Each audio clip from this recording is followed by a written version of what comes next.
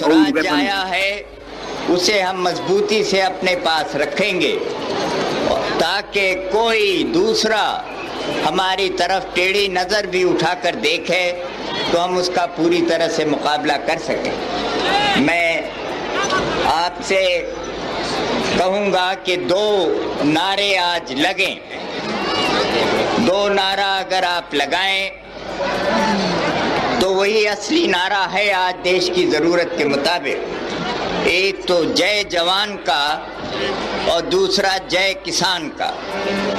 ये 2 नारे मैं समझता हूँ कि आज हमारे देश के लिए ज़रूरी हैं।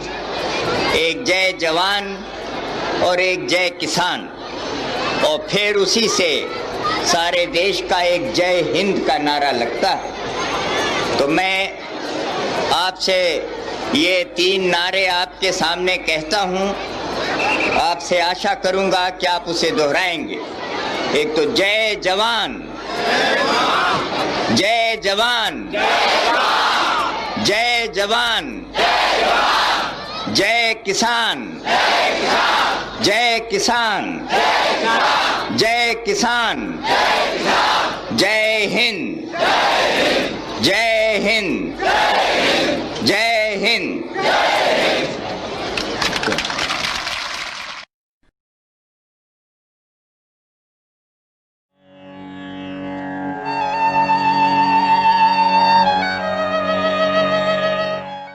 This is Subhash Chandra Bose speaking to you from Tokyo. Countrymen and friends, in April last, you heard my voice over another radio in another part of the world. Now I am in Tokyo, and I am accepting the hospitality of the broadcasting station here in order to speak to you again. Since I spoke to you last, no important change has taken place in the general war situation. In the Western theater, the Anglo-American forces have scored a success, and the fighting in North Africa has come to an end. The Anglo-Americans have followed this up by occupying a few small barren islands in the Mediterranean. As is customary with Anglo-American propagandists, they have been rending the skies with their boasting and bragging subsequent to the small military success which they achieved. Prior to this, they had been feeling so down and out that they had badly needed some occasion for bolstering up the sinking morale of their people. If one were to listen to the broadcasts from England and America after the campaign in Tunisia, as I have been doing, one would think that the Anglo-American forces had already won the war. This type of propaganda had brought good results during the last World War, when radio broadcasting was virtually unknown. That is why the Anglo-Americans have been indulging in it again. They are, however, blissfully oblivious of the fact that the world public is not as unsophisticated today as it was in 1915 and in 1916. And that radio broadcasting has now enabled people in every corner of the globe to listen to both versions of the story on every point. Moreover, the Indian public, having been repeatedly deceived by cunning British propaganda, has now become exceedingly cautious and is not likely to be influenced at all by one-sided enemy propaganda. I have therefore no doubt in my mind that so far as my countrymen are concerned, they will never be duped by what London or New York or Boston might say. After the Anglo-American occupation of some small barren islands in the Mediterranean, like Pantelleria and Lampedusa, enemy propagandists have given the whole world the impression that the landing in and occupation of the European continent is now a question of a few days.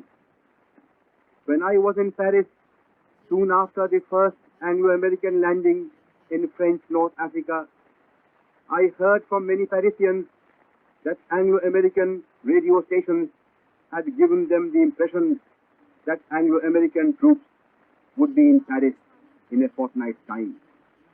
Those Frenchmen who were elated over this news naturally suffered a severe disappointment when the Anglo-Americans did not appear in France again after the shameful debacle at Dieppe.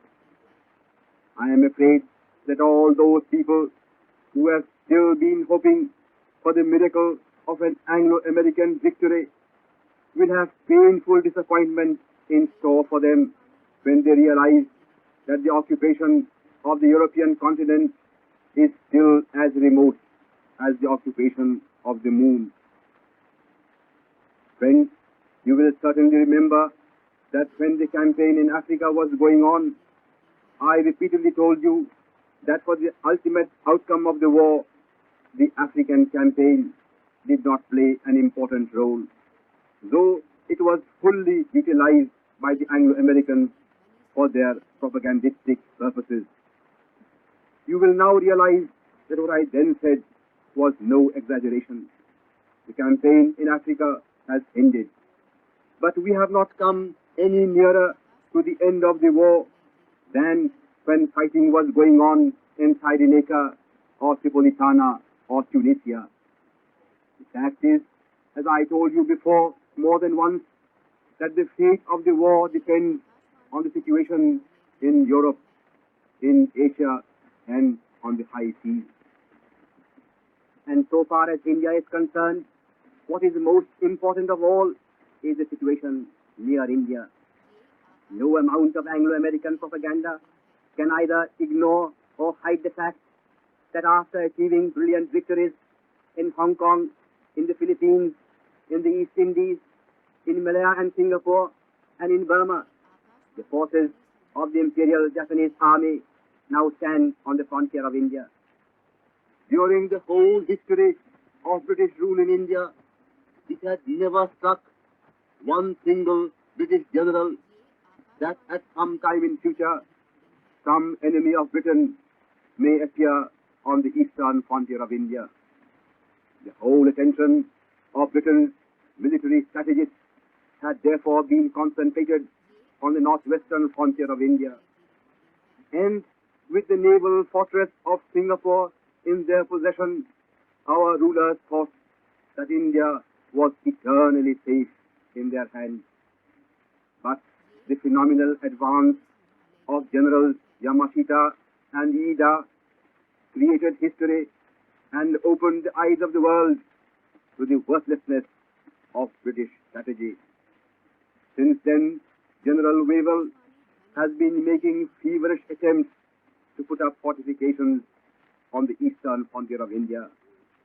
But what the Indian people today are asking is this: if it took 20 years to build Singapore and only 1 week to lose it, how long will it take the ever-retreating British Commander-in-Chief or his successor to withdraw from his eastern fortifications?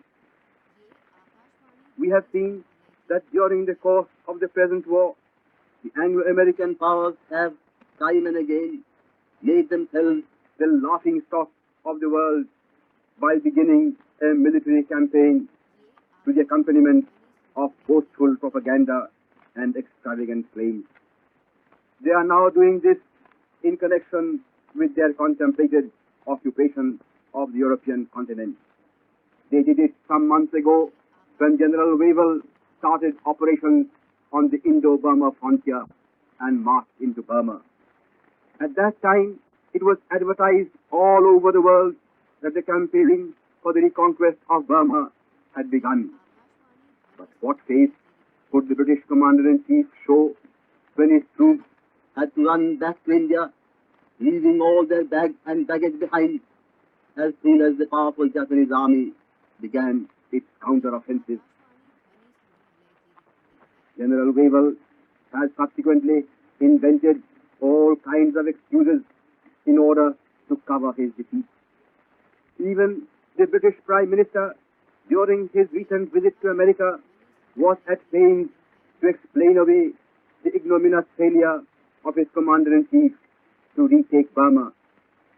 But what one cannot understand is as to why the Anglo-American powers repeatedly indulge in premature bragging. In contrast to them, the Axis powers talk less, and instead of beginning a military campaign with bumptious propaganda, they let actual events speak for themselves.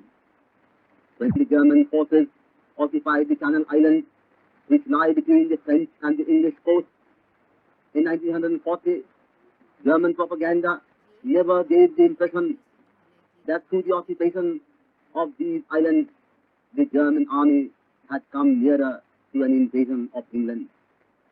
If, as Anglo-American propaganda is now trying to make out, the occupation of Pantelleria has made landing in and occupation of Sicily a reasonable certainty, why could not the Anglo-American forces make that attempt when the island fortress of Malta, which is as near Sicily as Pantelleria, has been always in their possession? No, friends. The fact is that the Anglo-American powers are in such a hopeless situation that they have somehow to bolster up the sinking morale of their people. And in order to do that, they feel constrained to resort to premature boasting again and again. Such tactics may be a necessity for their propaganda, but that is no reason why the world public, which is now wide awake, should be duped by them. For India, what is of primary importance is not what is happening in Phoenix and Timbuktu or in Nantadeeka and Alaska, but what is happening inside India and across our frontier. What is of primary importance to us is that the much advertised reconquest of Burma has ended in a painful retreat. That the victorious Japanese army is standing on our eastern frontier. That the government of Japan, through its worthy Prime Minister, General Tojo, has repeatedly declared its fullest support to Indian independence and its firm resolve to see Anglo-American power and influence expelled from India. And lastly, that Japan's Prime Minister has offered active assistance to the Indian revolutionaries needed in their struggle for complete national independence. What is also of direct importance to India is the policy of British imperialism toward our country. You know as well as I do that when this war broke out, some of our friends thought that since the British government would soon find itself in serious difficulty, it would feel constrained to sue for peace with the party that controlled the cabinet in 8 out of 11 provinces in British India. According to these friends, all that the Congress had to do was to hold itself in patience till the British government felt compelled to make the first advance. A year rolled by, but there was no evidence of a change of heart on the British side. Then these friends considered it necessary to exert mild pressure on the British government in order to bring about a compromise. Necessary steps were taken in this behalf, but no tangible result followed. Even the fall of Singapore, the greatest disaster in British military history, according to Mr. Winston Churchill, and the loss of Burma did not bring about any appreciable change. British imperialism remains inexorable. Men may come and men may go. Empires may come and empires may go. But British imperialism goes on forever. That is what our rulers continue to think. You may call this lack of statesmanship, or political bankruptcy, or midsummer madness. But this midsummer madness has its own explanation. The British Empire has grown out of India. The British people, no matter to which political party they belong, have grown fat on the spoils, the wealth, and the resources of India. To them, this empire today means India. They are now fighting in order to preserve that empire. If they are to win the war at the cost of recognizing India's independence, it will amount to winning the war by losing the empire. Consequently, no matter what fate overtakes Britain during the course of this war, the average Englishman will endeavor till the very last to hold on to his empire, that is, to hold on to India. Therefore, if I were to speak frankly, I should say that it is not midsummer madness that British politicians refuse to recognize India's independence, though they are in a terrible plight. It is midsummer madness that we should expect the Englishman to voluntarily give up his empire simply because he has fallen on evil days. There is another factor that accounts for the unrelenting policy of British imperialists. As the Foreign Minister of Germany said the other day in his inimitable style, the British Empire has been losing one part of its territory to its enemies and another part of it to its friends during the course of the present war. Moreover, in his frantic effort to maintain his empire, John Bull is now bleeding himself white. The only hope of even partially making up for this colossal loss is to exploit India more ruthlessly when the war is over. Therefore, according to imperialistic logic, the worse England's position becomes during this war, the more necessary will it be to retain a firm grip over India. British imperialism will ultimately break, but it will never bend. That is how empires have always behaved in the history of mankind. Consequently, no Indian should ever cherish the illusion that one day England will be induced to recognize India's independence. But that is not to say that British politicians will never again attempt a compromise with India. Another attempt at a compromise may be made at any time, whether under the pressure of a worsening military situation or in order to placate the liberal elements in England and America. Personally, I expect another such attempt sometime this year.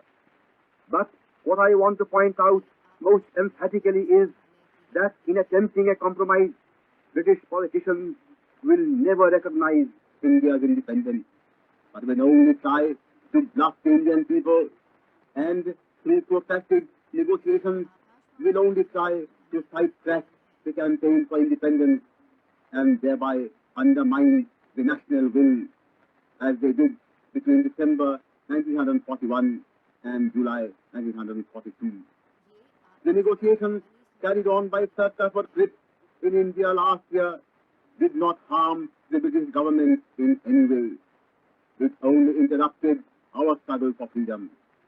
Therefore, we should once for all set our face against any compromise with British imperialism. Friends, independence admits of no compromise. Freedom has only one connotation, namely that the British and their allies must quit India for good. And those who really want liberty must fight for it and pay for it with their own blood. Countrymen and friends, let us therefore carry on the fight for liberty inside India and outside India with all our strength and vigor. Let us continue the battle with resolute heart and with unshakable faith till one day, under the combined attack of our friends and allies and of ourselves, Anglo-American imperialism will be overthrown. The British Empire will be broken up, and out of its ashes, India will once again emerge as an independent nation. In this struggle, there is no going back, and there can be no faltering. We must march forward and forward till victory is achieved and freedom won. Inqilab Zindabad. Azad Hind Zindabad. You have just been listening to Subhash Chandra Bose from Radio Tokyo.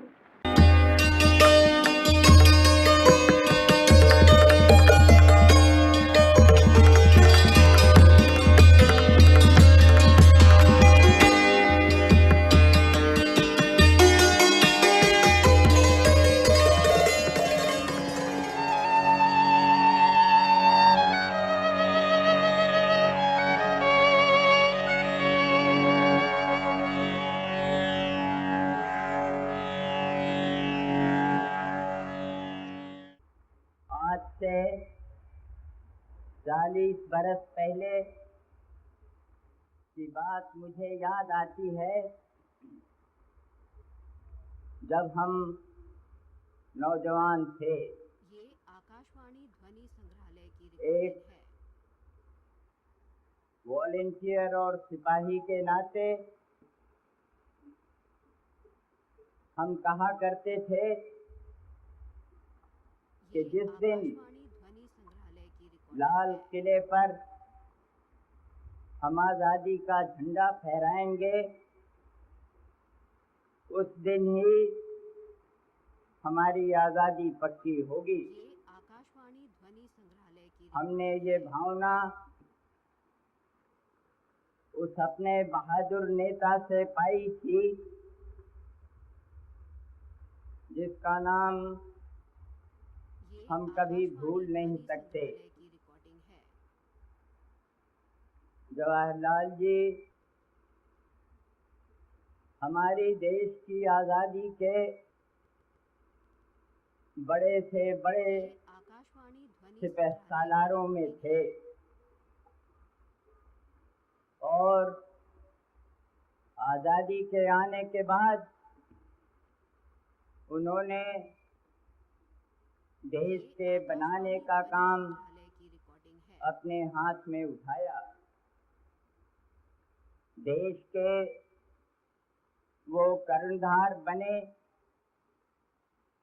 और ये आकाशवाणी 17 ध्वनि साल संग्रहालय तक की recording है।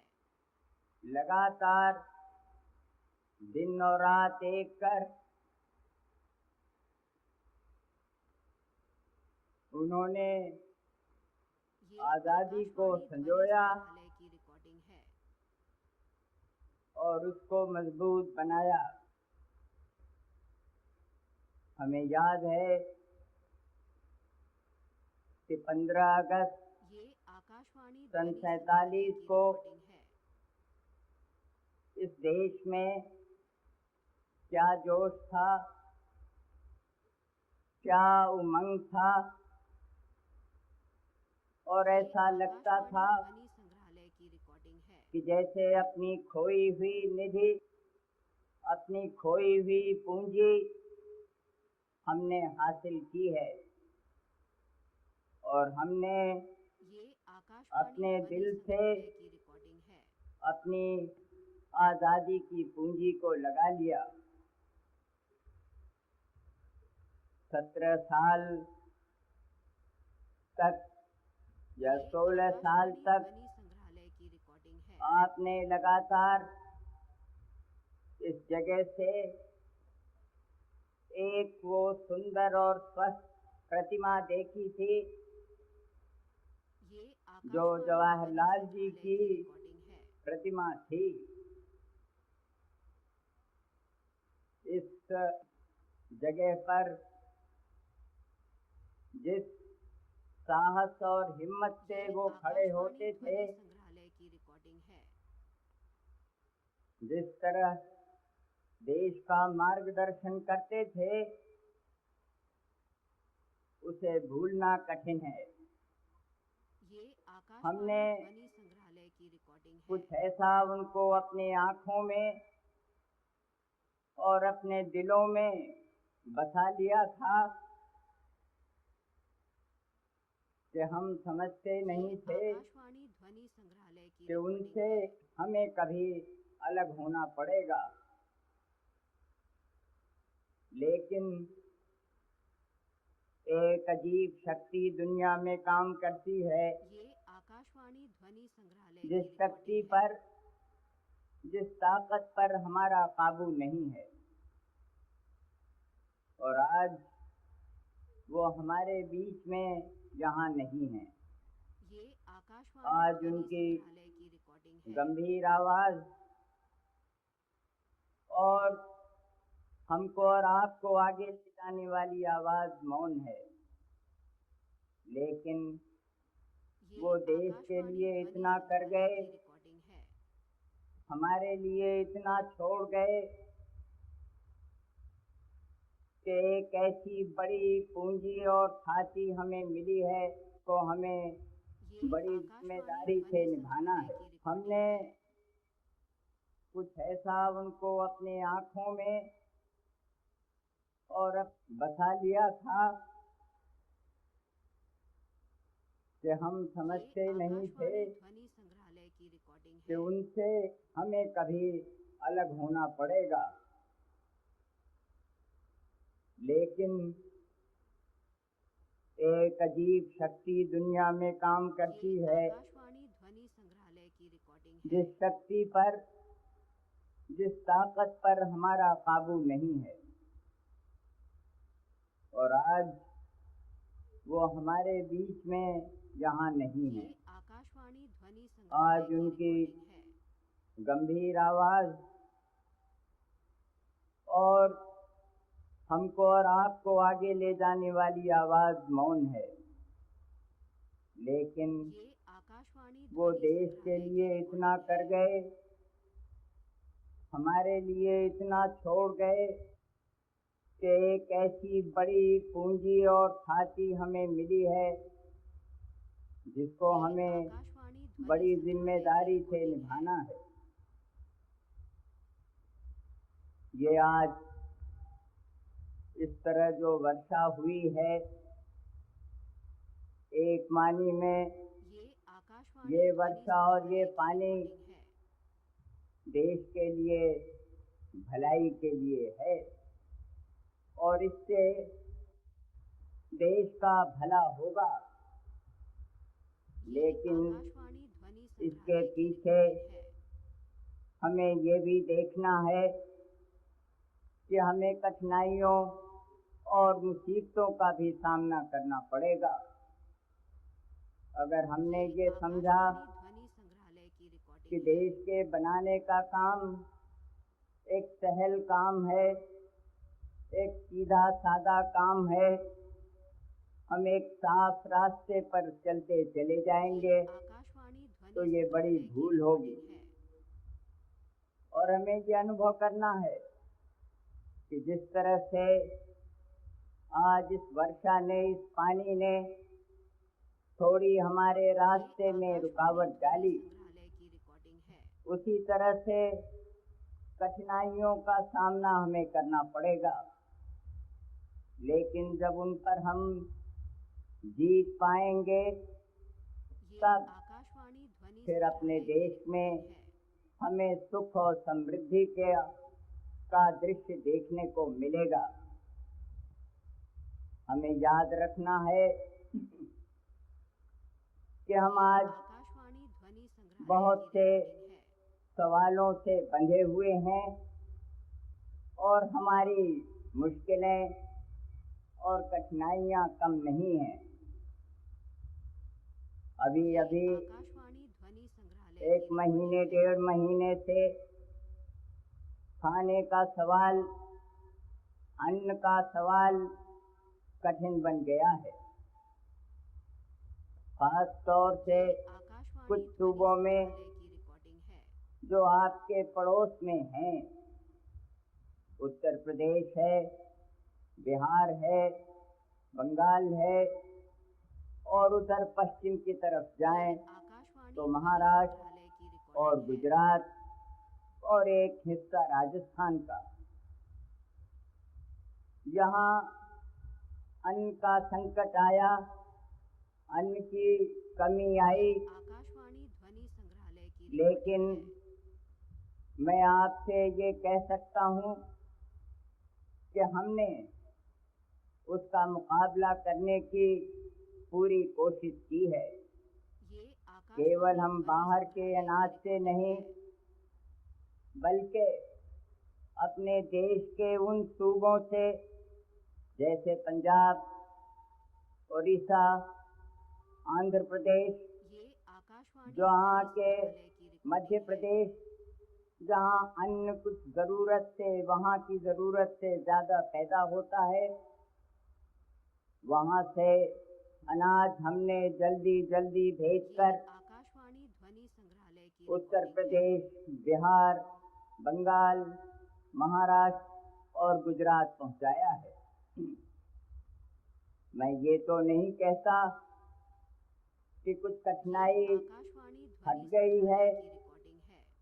लेकिन इतना कहने की हिम्मत जरूर रखता हूँ कि जिन्होंने 20 दिन पहले या 1 महीने पहले ये इन आकाशवाणी सूबों को ध्वनि देखा संग्रहालय होगा, की रिकॉर्डिंग है। आज वो पाएंगे वहाँ जाने पर कि वो परेशानी और वो बेचैनी आज नहीं है। इस तरह ये आकाशवाणी हमें ध्वनि संग्रहालय की रिकॉर्डिंग कोशिश है। करनी पड़ेगी कि हम अगले महीने 2 महीनों में खास तौर पर जतन और इंतजाम करें, ये आकाशवाणी ध्वनि जिसके संग्रहालय की पास रिकॉर्डिंग है। जितना है उससे वो ज़्यादा खर्च न करे, हम अपने खर्चे को भी घटा सकें, अन्न के खर्चे को तो उसे भी घटाएं। संग्रहालय की रिकॉर्डिंग है। मैं चाहता हूँ कि हर एक शहर का रहने वाला, हर एक गांव का रहने वाला अपने पड़ोसी को देखे, संग्रहालय की रिकॉर्डिंग है। कहाँ मुसीबत है, कौन तकलीफ उठा रहा है, और अगर हमें अपने खाने में कुछ कमी करके भी ये दूसरे को ध्वनि खिलाना संग्रहालय पड़े की रिकॉर्डिंग है। तो उसके लिए तैयार रहने की ज़रूरत है। घबराकर अपने अपने घरों में हम कुछ ज़्यादा रख लें, ये बात मुनासिब ये नहीं है। आकाशवाणी ध्वनि संग्रहालय की और रिकॉर्डिंग है। मुझे विश्वास है कि जो आज एक स्थिति आई है, जो आज एक हमें टेढ़े आकाशवाणी ध्वनि मौके का मुकाबला करना है, उसमें हम इस हिम्मत, इस बहादुरी और इस दूरंदेशी से काम लेंगे जिसमें देश का ये सवाल कठिन न बने। मैं ये समझता हूँ कि आज के ज़माने में अगले 2-3 महीनों में न दावतों की ज़रूरत है, न डिनर्स की ज़रूरत है, न लंचेस की ज़रूरत है। मेरा मतलब व्यक्तिगत नहीं, जो ये बड़ी बड़ी दावतें या छोटी मोटी दावतें होती हैं, उन्हें हमें बंद करना होगा। मिनिस्टर्स भी न कोई दावत मंजूर करेंगे, न कहीं जाएंगे, न कोई दावत लेंगे और न कोई पार्टीज होंगी। मैं जानता हूँ कि इससे कोई बहुत बचत की बात नहीं, लेकिन आज देश का एक मानस तैयार करना है, देश का दिमाग तैयार करना है, और हमें ये दिखलाना होगा कि जो आज कमियां हैं, उन कमियों को अगर उसमें हम भी कुछ अपने को उसमें लगा सकें तो उससे एक देश को एक मार्ग मिलेगा, एक रास्ता मिलेगा। ये असली सवाल तो ये है कि हम अपने देश में ज़्यादा अनाज पैदा करें, और मैं उसके ब्यौरे में नहीं जाना चाहता, लेकिन हमने जो कदम उठाने का इरादा किया है, हम जिस तरह से किसानों के अनाज की कीमत को बढ़ाना चाहते हैं, हम जिस तरह किसानों को बगैर मुसीबत पहुंचाए सरकार उनसे अनाज खरीदना चाहती है, और हम जो दूसरे और बातें दूसरी करना चाहते हैं, मुझे विश्वास है कि अगले बरस 2 बरस के अंदर हम अपनी ऐसी हालत बना सकेंगे कि जिसमें आज जैसी स्थिति का हमें मुकाबला करना न पड़े। आकाशवाणी ध्वनि संग्रहालय की रिकॉर्डिंग हमें ये भी ध्यान में रखना है कि अन्न तमाम अनाज पैदा होगा अच्छा खाद देने से, पूरी तरह से पानी देने से, आकाशवाणी ध्वनि या किसानों को कर्जा देने से, या अच्छा बीज और अच्छे जानवरों के कारण। लेकिन असली ताकत दिलों में रहती है, मनों में रहती है। आज का करोड़ों किसान आकाशवाणी अगर ये इरादा कर ले कि हम एक आंदोलन के रूप में खेती की पैदावार को बढ़ाएंगे तो समय बदल सकता है, हालत बदल सकती है। आकाशवाणी कुछ ध्वनि हमें संग्रहालय की गांधी जी की उस भावना को अपनाना होगा।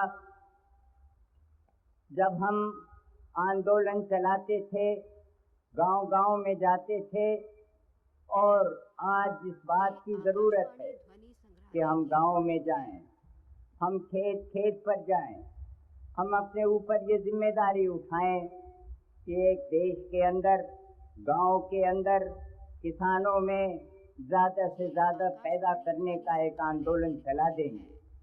मैं चाहता हूं कि हम सब आज उस भावना से प्रेरित हों। और भी दूसरे सवाल हैं। मैं किसी चीज को आपसे छिपाकर और दबाकर नहीं रखना चाहता। आज कीमतें बढ़ रही हैं, मूल्य बढ़ा हुआ है, जरूरी सामान भी ज्यादा कीमत पर मिलते हैं। कपड़ा है, तेल है, चीनी है, गुड़ है या सिलाई है, छोटी मोटी ऐसी चीजें जो रोज की हमारी जिंदगी की चीजें हैं, उनका भी दाम बढ़ा हुआ है ये आकाशवाणी और उसका असर किसान पर भी पड़ता है। लेकिन उस पर भी, उनके लिए भी हमें रोक लगानी होगी। वैसे कीमतों का बढ़ना हमें देखना पड़ेगा, उसके पीछे कुछ मौलिक बातें हैं। कुछ हमारे क्या आर्थिक पॉलिसी और नीति है, उस पर भी वो बात निर्भर करती है। ये आकाशवाणी ध्वनि आज हमने पिछले 15 साल के अंदर 3 प्लान में 20,000 करोड़ रुपया खर्च किया है और खर्च करने का इरादा रखते हैं। 20,000 करोड़ से ज्यादा। संग्रहालय की रिकॉर्डिंग क्या कभी हम कल्पना भी कर सकते थे कि इस देश में हम 10-12 बरस के अंदर 17-18 हजार करोड़ रुपया खर्च कर लेंगे? ये आकाशवाणी ध्वनि और संग्रहालय की लेकिन जब हम रुपया इन्वेस्ट करते हैं, लगाते हैं, तो उसी के अनुसार हमको पैदा भी करना चाहिए। अगर रुपए के इन्वेस्टमेंट के साथ साथ ध्वनि संग्रहालय की हमारी पैदावार न बढ़े तो फिर ये नोट जो बड़ी मात्रा में फैलते हैं, उससे एक इन्फ्लेशन पैदा होता है, उससे कीमतें बढ़ती हैं। ये और आज ध्वनि एक ऐसा अवसर और समय है जब हमें सोचना पड़ेगा कि इन कीमतों के बढ़ती हुई जो हालत है, उस पर काबू पाने के लिए हम क्या कदम उठाएं। इसमें कोई पीछे हटने की बात नहीं, लेकिन मजबूत कदम उठाने की बात है। हमारा लक्ष्य एक ही है, हम वहीं पहुंचेंगे, एक नया समाज बनाने के लिए। एक क्रांतिकारी समाज हमें बनाना है, लेकिन हर कदम हमारा सोचा हुआ, समझा हुआ और एक मजबूती के साथ पढ़ना चाहिए। मुझे विश्वास है कि आज जो एक हमारी साधारण आर्थिक स्थिति है, हम उसे अच्छी तरह से, सरकार उसे अच्छी तरह से सोचेगी और हम एक रास्ता निकालेंगे जिस रास्ते से हम ठीक ठीक आगे बढ़ सकें और जो आज बढ़ती हुई कीमतें हैं, उस पर कुछ काबू पा सकें। मैं देखना चाहता हूँ अपने देश में और अगले कुछ सालों के अंदर कि कीमतें बंधी हुई हों जरूरी सामान का, जो ज्यादा बड़ी खूबसूरत चीजें हैं, उन पर जो जितना पैसा खर्च करना चाहे करे और जो कीमत रहे वो रहे। लेकिन मुझे तो इस बात की चिंता है कि आज गरीब आदमी, आज कॉमन मैन, आज साधारण आदमी खा सके, पहन सके, रह सके और साथ ही साथ उसको ऐसी ज़रूरी चीज़ें जिनका थोड़ा मैंने जिक्र किया उसको मिल सकें और उनकी कीमतें बंधी रहें।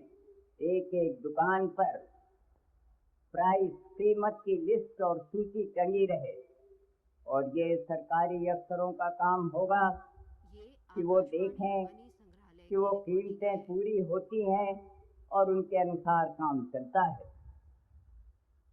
वैसे अपने देश में हमें अपने पड़ोसी देशों की पहले फिक्र करना है और हम चाहते हैं कि अपने जितनी हम अपने देश में शांति रख सकें और उसके वजह से दुनिया में भी शांति बनाए रखें, वो एक बहुत ही ज़रूरी बात है। चीन का हमला हमारे देश पर हुआ, उसका रुख नहीं बदला है। हम भी अपना रुख नहीं बदल सकते और हम चाहते हैं इज्जत और सम्मान के साथ बातचीत करने से हम कभी हमारा देश पीछे नहीं हटा। क्या गांधी जी और क्या जवाहरलाल जी हमारा ये तरीका रहा कि चाहे हमारा कितना ही विरोधी और मुखालिफ क्यों न हो, अगर वो बात करना चाहे तो हम शान और मर्यादा के साथ बात करने को तैयार हैं। लेकिन अगर तलवार की नोक पर या एटम बम के डर से कोई हमारे देश को झुकाना चाहे, दबाना चाहे, ये देश हमारा दबने वाला नहीं।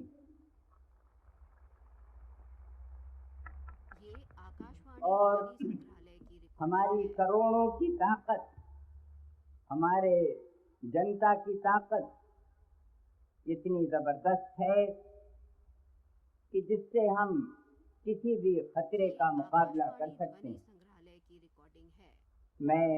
मुझे बड़ी खुशी है कि अभी अभी प्रेसिडेंट अयूब ने एक बड़ी अच्छी भावनाओं का प्रसार किया है, अच्छे ख्यालात जाहिर किए हैं। कल ही आपने अखबारों में देखा होगा कि उन्होंने भारत और पाकिस्तान के एका और मेल जोल की बात की है। मुझे उससे खुशी है और मैं उसका स्वागत करता हूँ। मैं भी चाहता हूँ और देश भी चाहता है कि पाकिस्तान और हिंदुस्तान में मेल रहे। आए दिन रोज झगड़े होते हैं, सरहदों पे गोलियां चलती हैं। ये न पाकिस्तान के लिए अच्छा है न हिंदुस्तान के लिए अच्छा है। लाखों भाई अगर उधर से इधर आएं और हम इसे रोक न सकें तो ये हमारे लिए कोई गौरव की बात नहीं है। इसलिए मेल और समझौता, जैसा मैंने कहा, आदर और सम्मान के साथ एक दूसरे की बात को समझकर हम कोई रास्ता और उपाय निकालना चाहें तो उसे निकालना चाहिए। मुझे भरोसा है कि अगले कुछ महीनों में हम अपनी बातें कर सकेंगे और एक ऐसी भावना मेल जोल की पैदा कर सकेंगे जिससे एक रास्ता, ठीक रास्ता निकल आए। हमारे पड़ोस के हमारा प्रेम बर्मा से, लंका, सिलोन से, नेपाल से, अफगानिस्तान से, ये सभी हमारे मित्र देश हैं। कुछ कठिनाइयाँ कभी कभी आ जाती हैं, कुछ सिलोन में भी हैं, बर्मा में भी हैं। मुझे खुशी है कि सिलोन के प्राइम मिनिस्टर ने यहाँ अक्टूबर के महीने में आना मंजूर किया है। हम अपने सिलोन और लंका का जो प्रश्न है हिंदुस्तानियों का, उसे मुझे भरोसा है कि हम हल करने में कामयाब होंगे। हमारे फॉरेन मिनिस्टर सरदार स्वर्ण सिंह जी बर्मा जा रहे हैं और मैं समझता हूँ कि वहाँ से भी वहाँ जो आज कठिनाइयाँ और दिक्कतें हैं उनको भी हम हल करने में कामयाब होंगे। एक दुनिया में शांति का रास्ता जवाहरलाल जी ने दिखलाया और आज भी हमें दुनिया में शांति कायम रखने में हम जितनी अपनी ताकत है लगाएंगे। हमारी नीति हम किसी बड़ी शक्ति के साथ नहीं रहना चाहते। हम फौजी तरीके पर बड़े बड़े मुल्कों का मुकाबला न करें, लेकिन एक अपने दिलों में हम अपनी एक आज़ाद एक अलग जगह रखना चाहते हैं। हमारी चाहे वो नीति नॉन अलाइनमेंट की हो, चाहे कोएग्जिस्टेंस की हो, चाहे डिसआर्मामेंट की हो, चाहे एंटी कॉलोनियलिज्म की हो या एंटी रेशलिज्म की हो। हम उपनिवेश नहीं चाहते। हम पोर्चुगाल की कॉलोनीज को मिटाना चाहते हैं। हम नहीं चाहते कि वो कायम रहें। हम काले और गोरे के रंग और भेद को बर्दाश्त नहीं करना चाहते, चाहे वो साउथ अफ्रीका में हो या कहीं और हो। हम उस नीति पर अड़े रहेंगे, लेकिन कोई शान की बात नहीं। जो सच है सच्चाई का साथ देंगे, लेकिन एक बर्दाश्त के साथ, सहनशीलता के साथ। मैं आपका ज़्यादा समय लेना नहीं चाहता हूँ, लेकिन दुनिया में भी हमारी कदर तभी होती है जब हम अपने देश में मजबूत हों, जब अपने देश में हमारी ताकत हो, जब हम देश से अपनी गरीबी को मिटा सकें, जब देश से बेरोजगारी को दूर कर सकें, तभी देश की ताकत बाहर की दुनिया पर भी पड़ती है। हमारा एका, हमारे अंदर मेल, ये जरूरी है। अगर हम सांप्रदायिक और कम्युनल झगड़ों में पड़ गए, अगर हम प्रदेशों के झगड़ों में पड़े, अगर हम भाषा और जुबान पर आपस में मतभेद रखने लगे, तो वो हमारी ताकत में बाधा डालेगा। और इसलिए आज सारे देश को एक होकर एक राष्ट्रीयता की भावना से कठिन सवाल आए।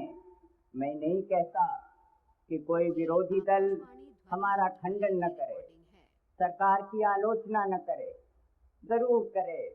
सरकार की जितनी बुराई करना चाहे एक डेमोक्रेटिक तरीके से, एक लोकतंत्र के ढंग से करे, हम उसका स्वागत करते हैं।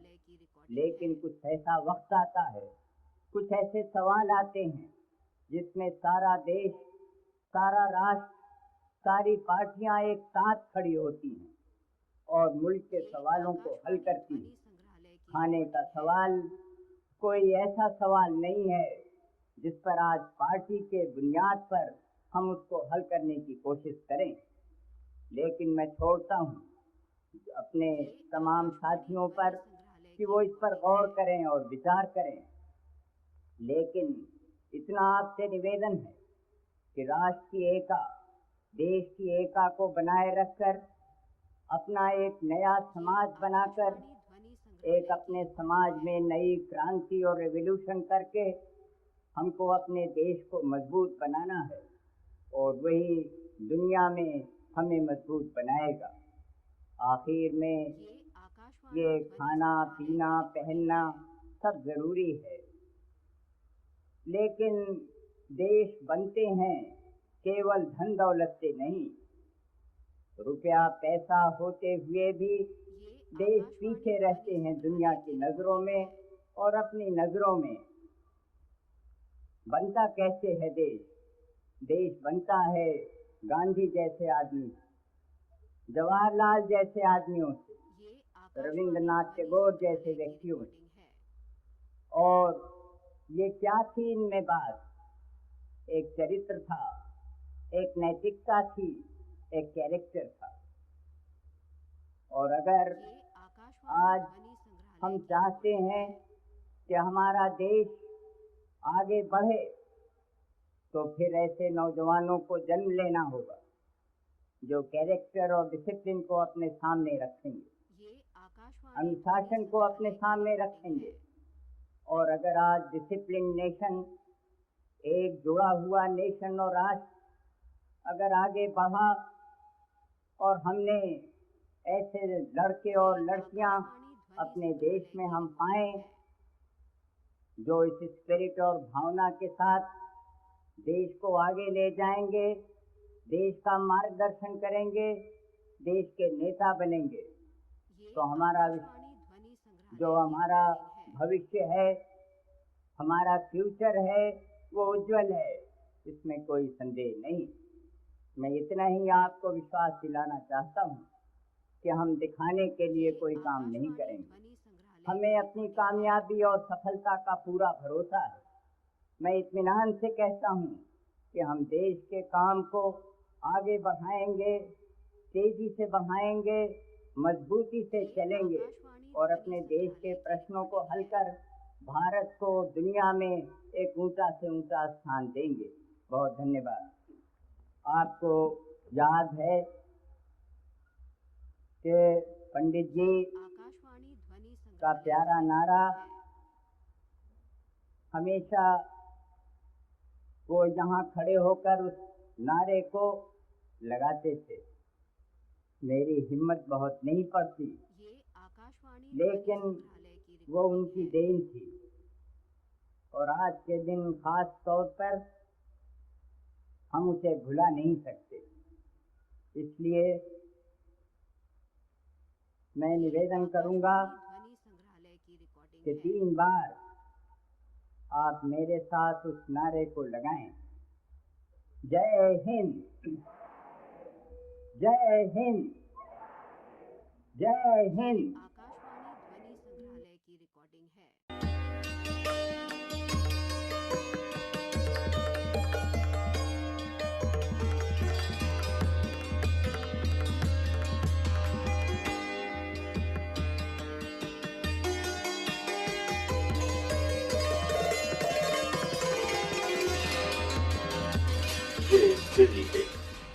अब आप प्रधानमंत्री श्री लाल बहादुर शास्त्री से राष्ट्र के नाम हिंदी में संदेश सुनिए।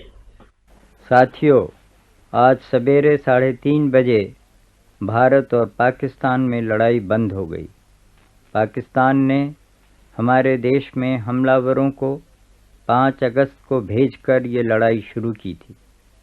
अब ब्लैकआउट नहीं रहेगा, अंधेरा नहीं रखा जाएगा, लेकिन ये न समझिए कि पूरी शांति हो गई। हमें गंभीरता से विचार करना है कि इस समय क्या स्थिति है और आगे क्या हो सकती है। जैसा आप जानते हैं, लड़ाई बंद करने में 15 घंटे की देर हुई, क्योंकि पाकिस्तान इसके लिए देर से राज़ी हुआ। गो कि पाकिस्तान ने बहुत देर से जवाब दिया, फिर भी हमें खुशी है कि आखिर वो लड़ाई बंद कर देने को तैयार हो गया। इसमें कोई शक नहीं कि वे लड़ाई बंद करना चाहते थे। वास्तव में उनके लिए ये ज़रूरी था, मगर जैसी कि उनकी आदत है, वे आखिरी वक्त तक इनकार करने का दिखावा करना चाहते थे। सिक्योरिटी काउंसिल को ये बता देने के बाद भी कि उनको लड़ाई बंद करना मंजूर है, और लड़ाई बंद करने के थोड़े ही देर पहले हम जानते हैं कि पाकिस्तान ने कितना अनुचित और बेरहमी का काम किया। दिन दहाड़े अमृतसर की शहरी जनता पर बमबारी करना ऐसा काम है जिसकी कड़ी से कड़ी निंदा की जाएगी। उन्होंने जानबूझकर ये काम किया और लोगों के जान माल को गहरा नुकसान पहुंचाया। फिर खुद पाकिस्तान के प्रेसिडेंट की धमकी भी हमारे सामने है, और उनके विदेश मंत्री की तो है ही। इन दोनों ने आगे और भी भारी लड़ाई की बात की है। इस सब से पता चलता है कि पाकिस्तान की लड़ने की इच्छा ख्वाहिश अभी भी बनी है। हम तो चाहते हैं, और हमारी सदा ख्वाहिश रही है, कि भारत और पाकिस्तान के बीच शांति रहे, लेकिन हम असलियत की ओर से भी आंखें बंद नहीं कर सकते। मैं साफ कह देना चाहता हूँ कि अगर पाकिस्तान जम्मू और कश्मीर राज्य पर, जो भारत का अटूट हिस्सा है, या हमारे किसी और इलाके पर फिर से हमला करता है तो हम उसका पूरी ताकत और मजबूती से मुकाबला करेंगे। इस बारे में कोई संदेह और शक नहीं रहना चाहिए। ये हमारी पक्की नीति है और इस पर दृढ़ता मजबूती के साथ अमल किया जाएगा। गो कि दोनों मुल्कों की हथियार बंद फौजों के बीच लड़ाई बंद हो गई है, फिर भी यूनाइटेड नेशंस और दूसरे सब लोग जो दुनिया में शांति चाहते हैं, उनके लिए ये ज़रूरी है कि वे इससे जो गहरी लड़ाई है उसे भी बंद करें। ये लड़ाई एक मजहबी राज्य और एक गैर मजहबी या धर्मनिरपेक्ष राज्य की है। ये लड़ाई एक आज़ाद लोक राज्य फ्री डेमोक्रेसी का और एक नियंत्रित या ऊपर से चलाए जाने वाले लोक राज्य गाइडेड डेमोक्रेसी का है। ये लड़ाई कैसे ख़त्म हो? हमारी राय में इसका एक ही रास्ता है और वो है सब मुल्कों का शांति से अपने अपने रास्ते पर चलते हुए आपस में मिलकर रहना। भारत इस आदर्श को मानता है और सारी दुनिया में उसने इस आदर्श की हिमायत की है। चाहे मुल्कों के बीच कितने ही गहरे मतभेद हों, चाहे उनके राजनीतिक और आर्थिक ढांचों में कितना ही फ़र्क हो, चाहे उनके बीच कितनी ही बड़ी समस्याएं, कितने ही बड़े मसले हों, फिर भी वे शांति के साथ रह सकते हैं। हमने बार बार ये कहा है कि पाकिस्तान के लोगों के साथ हमारा कोई झगड़ा नहीं है और हम उनका भला चाहते हैं। इस लड़ाई में भी हमने यही कोशिश की कि पाकिस्तानी फ़ौजी मशीन पर वार किया जाए। हमने पाकिस्तान के शहरी लोगों पर बम नहीं गिराए, हमने लाहौर पर गोलाबारी नहीं की, पूर्वी बंगाल के हवाई हमलों का भी जवाब नहीं दिया, हमने कराची पर भी हमला नहीं किया। गो कि पाकिस्तान के ज़्यादातर हवाई जहाज़ वहीं से उड़कर हमारे मुल्क पर हमला करने आते थे। दूसरी तरफ पाकिस्तान ने एक गैर फौजी हवाई जहाज़ पर हमला किया जिस पर गुजरात के चीफ मिनिस्टर और उनकी पत्नी सफ़र कर रहे थे और इस जहाज़ का पीछा कर इसे नीचे मार गिराया। पाकिस्तान ने राजस्थान, गुजरात और पंजाब की निहत्थी नागरिक जनता पर भी बमबारी की। पहले से स्कीम बनाकर हमारे ऊपर भारी हमला करके हमको उसका जवाब देने पर मजबूर कर देने के बाद पाकिस्तान जानबूझकर ये झूठा प्रोपेगेंडा कर रहा है कि भारत पाकिस्तान को ख़त्म करने पर तुला हुआ है। इससे ज़्यादा गलत बात और कोई हो नहीं सकती। पाकिस्तान को ख़त्म करने का कोई भी इरादा भारत के मन में नहीं है। दरअसल पाकिस्तान ही लगातार भारत के ख़िलाफ़ कार्रवाई करता आ रहा है। पाकिस्तान ने ही पिछले 17 सालों में 3 बार भारत पर हमला किया है। पाकिस्तान ही हमारी सेक्युलरिज्म को नष्ट करना चाहता है। पाकिस्तान ही हमारे देश की जनता में भेद डालने के लिए सांप्रदायिकता का डर खड़ा करता है। ये याद रखना चाहिए कि हिंदुस्तान में 5 करोड़ मुसलमान रहते हैं और वे मुल्क के बनाने में हाथ बटा रहे हैं। उन्होंने लड़ाई के मैदान में भी शान और हिम्मत से काम किया है और सबसे ऊंचे फौजी मर्तबे और इनाम पाए हैं। पाकिस्तान के इस इरादे को हम कभी कामयाब न होने देंगे कि वो हम में फूट पैदा करे। देश की सेनाओं ने बड़ा शानदार काम किया है। उन्होंने बड़ी बहादुरी और युद्ध कुशलता दिखाई है। हमारी फ़ौज और एयरफोर्स के बहादुरों ने बराबर मिलकर काम किया और हमारे अफसरों ने लड़ाई के मैदान में और हवाई लड़ाई में अपने सैनिकों का खुद नेतृत्व किया, उनकी रहबरी की। उन्होंने हंसते हंसते अपने प्राणों की बाजी लगा दी। लड़ाई के मैदान से उनकी वीरता के कारनामों की खबरें आई हैं। सारा मुल्क उनके ऊपर नाज करता है और उनका दिल से कृतज्ञ है और एहसान मानता है। उनका काम अभी ख़त्म नहीं हुआ है और मुझे मालूम है कि उन्हें अपनी जिम्मेदारियों का पूरा ख्याल है। मैं भारत की पुलिस के बहादुरों का भी जिक्र करना चाहता हूँ, जिन्हें पाकिस्तानी हमलावरों और छाता सैनिकों की चुनौती का भी सामना करना पड़ा है। कई जगह उन्हें हमारी सेना के साथ कंधे से कंधा मिलाकर हमलावरों का सामना करना पड़ा। इस काम में उनमें से अनेक को अपनी जान भी न्यौछावर करनी पड़ी, लेकिन उन्होंने अपनी बहादुरी से भारतीय पुलिस के इतिहास तारीख में एक शानदार अध्याय जोड़ा है। इस परीक्षा इम्तिहान की घड़ी में सरकार को सबसे बड़ी ताकत अपनी जनता की एकता से मिली है, जो एक साथ मिलकर देश के प्रति अपना फर्ज अदा करने के लिए आगे बढ़ी। भारत बहुत बड़ा देश है और इसकी आबादी भी विशाल है। हमारे देश में बहुत से संप्रदाय और फ़िरक़े हैं। अलग अलग हिस्सों में अलग अलग ज़ुबानें बोली जाती हैं। हमारे यहाँ हर एक आदमी को अपने धर्म और मज़हब पर चलने की पूरी आज़ादी है, मगर हम सब मिलकर एक मजबूत कौम है। इसका सबसे बड़ा सबूत इन नाजुक दिनों में देखने को मिला है। पंजाब इस मामले में बहुत आगे रहा है।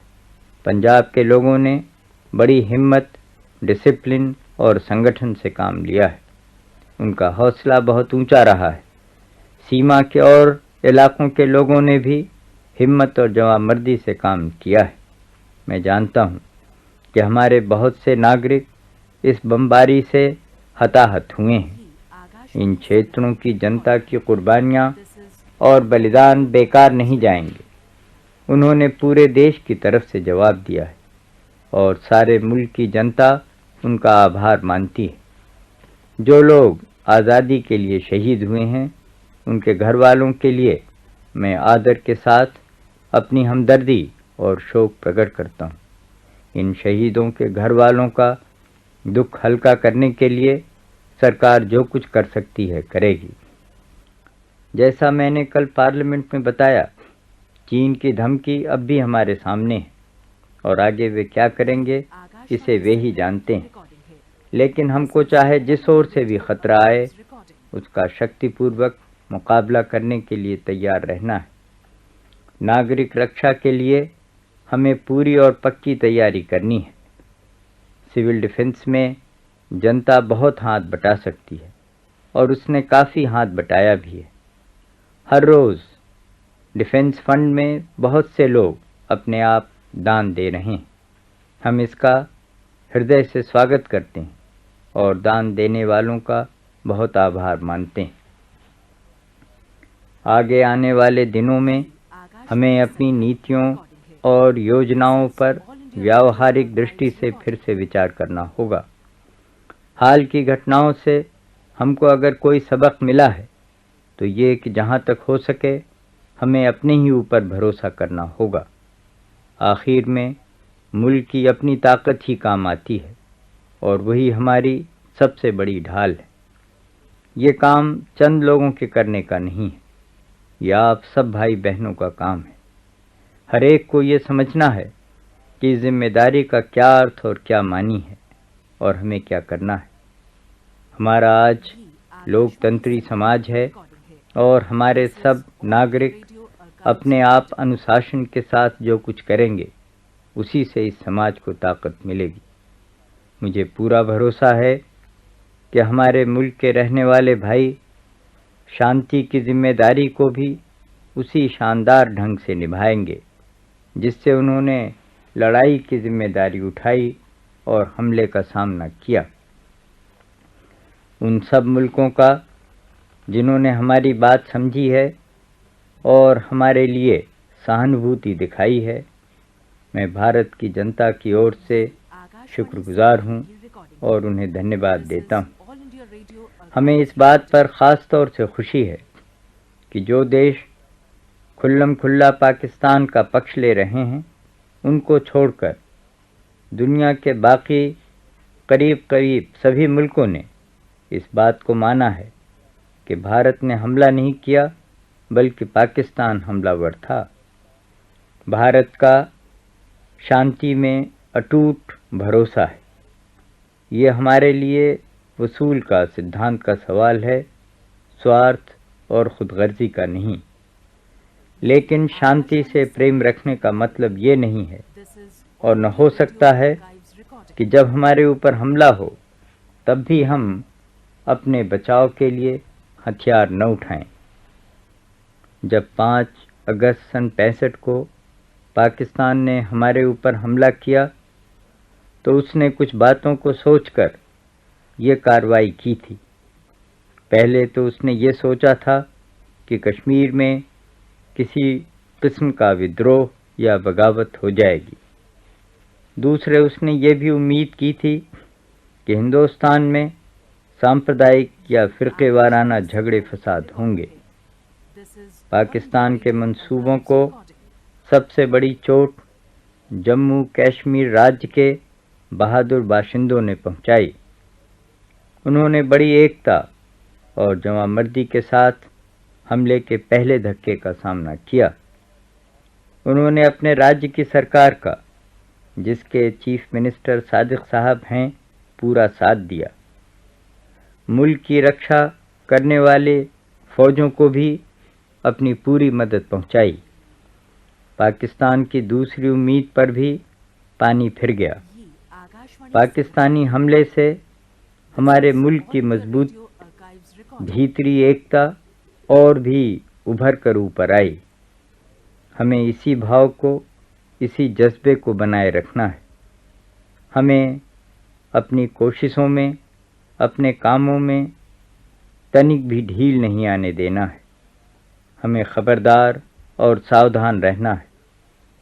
जो भी संकट या खतरा अपने मुल्क पर आवे, उसमें हर स्त्री, पुरुष, मर्द, औरत और बच्चे को अपनी जान की बाजी लगाकर उसका मुकाबला करना है।